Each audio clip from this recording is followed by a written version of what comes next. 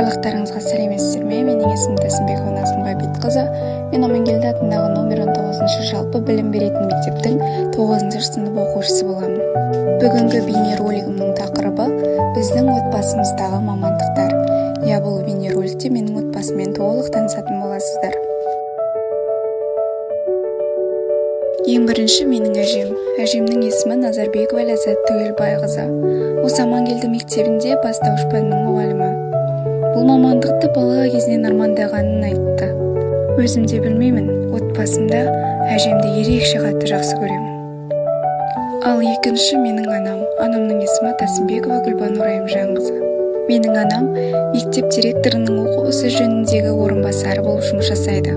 Және де физика пәнінің мұғалімі болып жұмыс жасайды. Үшінші менің әкем. Әкемнің есімі Назарбеков Хабит. Әкем саудагер болып жұмыс атқарады. Жемістер, көкөністер алып, ауыл аралап, қала аралап сатады. Үйдегі 4-ші үлкен ол мен, есімім Назым. Жалпы өзім болашаққа ағылшын және география пәнін таңдап отырмын. Мамандығым туризм. Қазіргі үлкен арманым осы мамандықта оқуға түсу. Менің туған сіңілім Саттархан Айша, 1-ші сынып оқушысы.